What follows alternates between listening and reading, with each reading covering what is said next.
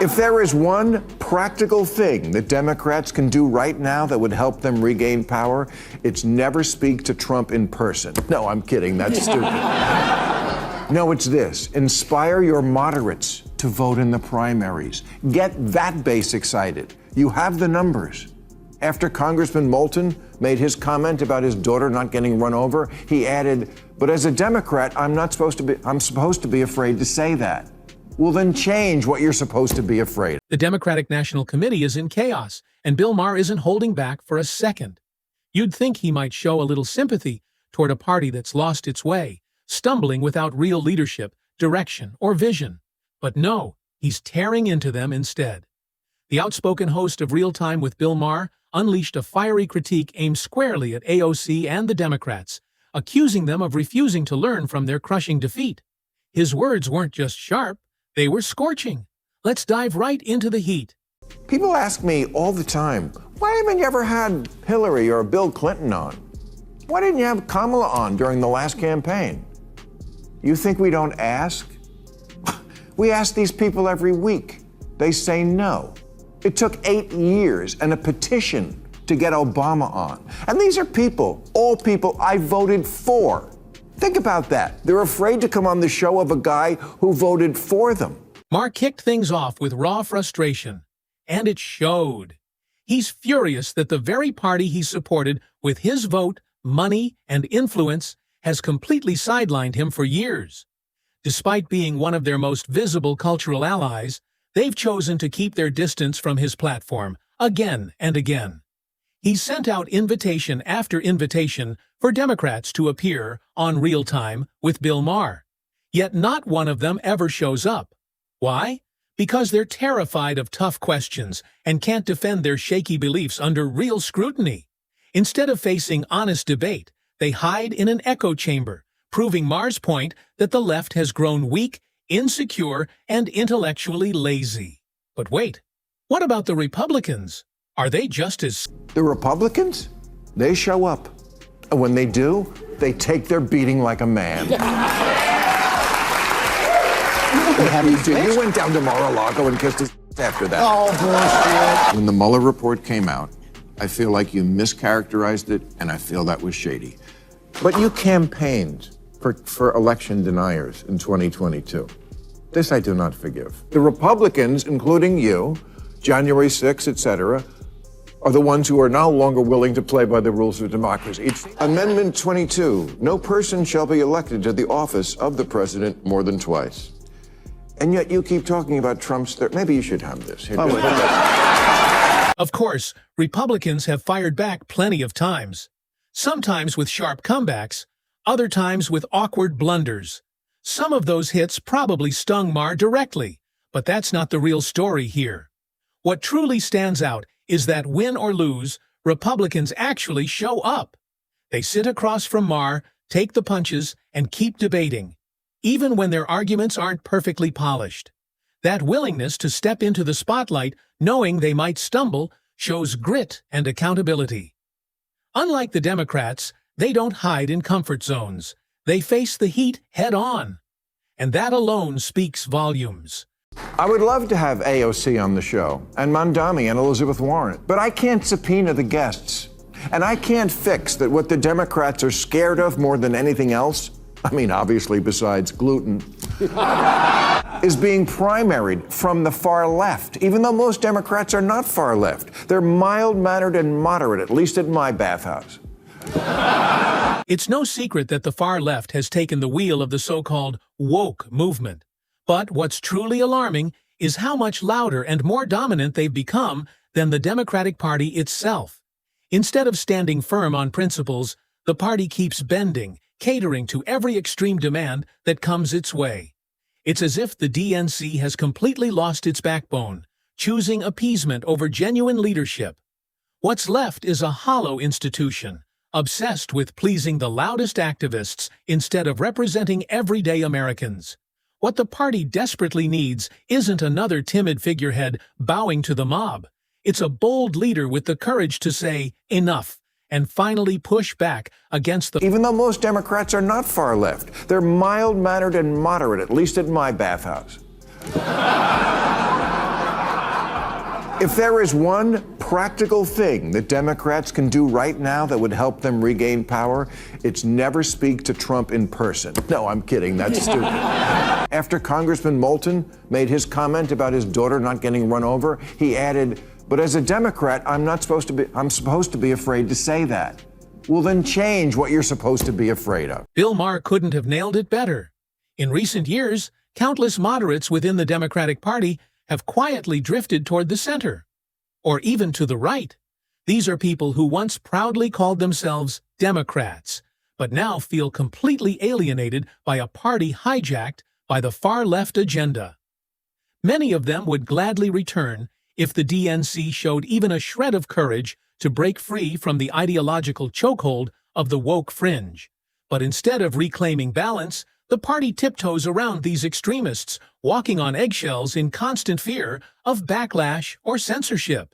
Until the DNC severs ties with this radical influence, moderates will keep their distance, leaving the party trapped in an endless cycle of fear. Do you think that he would have the power and influence to be able to, usher in socialism? He definitely has the power and influence to elect J.D. Vance or whoever is the Republican candidate next time. It is a walking commercial for the Republican Party I think nationally. the Republicans are going to... When you let the Democrats, socialists, and now they're actually calling themselves socialists, when you let them take over a major American city, this is what you get. Let's make this crystal clear. Bill Maher's warning couldn't be louder. If the Democratic Party dares to put Zoran Mamdani forward as their 2028 frontrunner, they might as well hand the victory to J.D. Vance without a fight. Maher insists that Mamdani's brand of woke, socialist politics might thrill Gen Z voters hungry for radical change and progressive ideals. But here's the catch. Numbers don't lie, and generational math matters. Gen Z may be growing, but they're still not the dominant force at the polls. Millennials, Gen X, and especially baby boomers still hold the majority. And Maher argues Mamdani's rhetoric won't win them over. In fact, it could drive them away in droves. Bottom line, betting the future of the party on a far-left figure like Mamdani isn't bold, it's political suicide.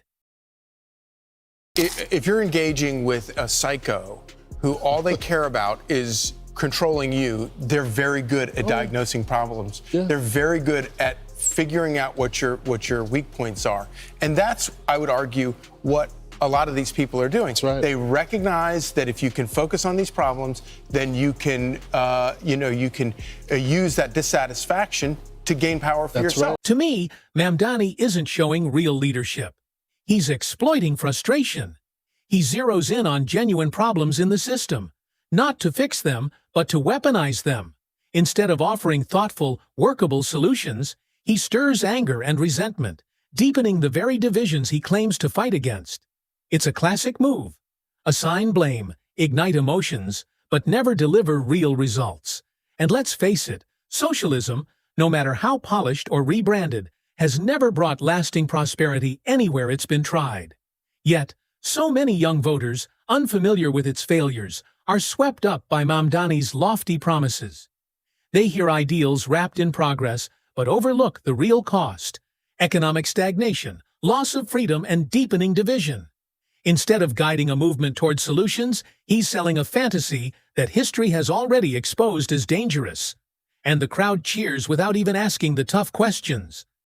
This must be horrible for a guy like you, who you spent your whole life talking about how government tries to do too much, which it does, and spends too much. And here you have Trump, who is the Republican, who is aggrandizing more power than anybody, as we just talked about. And on the other side, you have the guy running in New York, Mamdani, right? Okay, who's like a straight-up communist. I mean, he is. He talks about, the things that communists say. I mean, he wants free grocery stores, free buses. I want him to win. You want him to win? Yeah. I think every 20 years or so. Wait. We need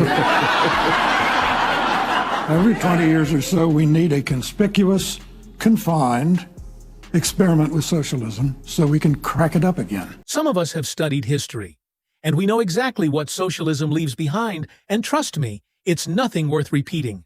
We're not rooting for Mamdani's victory. In fact, we're hoping the opposite. Our real hope is that more Democrats open their eyes before it's too late and recognize the chaos his leadership could unleash if he ever gained real power.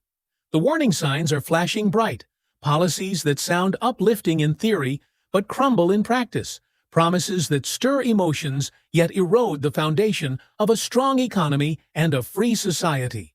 What we need now is clarity. Clarity for voters to look past the slogans and polished speeches, and to see the long-term damage hidden in Mamdani's vision. If Democrats truly care about their party's survival, they'll stop him at the ballot box before he drags it straight into disaster. Socialist slogan used to be, workers of the world unite, you have nothing to lose but your chains. The new socialist slogan is, trust us, this time it won't be a mess. So, when the post-war Labour government in Britain was about to get started, one of their leading lights was a socialist named Nurian Bevan. He said, what could go wrong? He said, we have a nation bedded on coal, surrounded by fish. It would take an organizational genius to have a shortage of either. In 3 years, they had a shortage of both. That's socialism. On paper, socialism can look so tempting. A dreamy world where everyone shares equally and no one is left behind. But in reality, it's been proven time and time again to be far worse than capitalism. At least with capitalism, even with all its flaws, hard work, creativity, and persistence can actually lead to success and opportunity. You have the chance to build, to earn, and to shape a future for yourself and your family. Socialism flips that promise upside down. It disguises inequality behind the illusion of fairness, while the elite seize control of the rewards. Ordinary people, no matter how hard they work, are left struggling with nothing. The outcome isn't justice. It's stagnation, resentment, and poverty disguised as progress. History has screamed the truth again and again. Socialism doesn't free people. It traps them. One must tell the usual suspects on the far left that the saying is, when you're in a hole, stop digging, not keep digging. Talk about doubling down on what got you in the first place. Even the one concession I've heard a few people on the losing side offer, that liberals should stop saying the Trump voters are stupid, comes with a kind of unspoken parentheses, we know they are stupid, just don't say it. Sadly, that's exactly how the left often views the right, as ignorant or backward people who can't think for themselves. It's a lazy stereotype they cling to, a convenient story that lets them dismiss conservative voices without ever facing the actual arguments. To them, anyone who supports MAGA or holds right-leaning beliefs must be uneducated, close-minded, or morally flawed. Meanwhile, they paint themselves as the enlightened ones, wiser, more compassionate, and morally superior. But history proves that arrogance is their greatest weakness. When you spend all your time looking down on your opponents, you underestimate them. And when you underestimate them, you lose. That's the left's fatal blind spot. Their endless self-praise blinds them to the real frustrations driving millions of Americans. Frustrations that no amount— You can't define woman, I mean person who menstruates. You're the teachers' union education party and you've turned schools and colleges into a joke. You just lost a crazy contest to an actual crazy person. You love to speak truth to power, and we always should, but you have completely lost the ability to speak truth to both.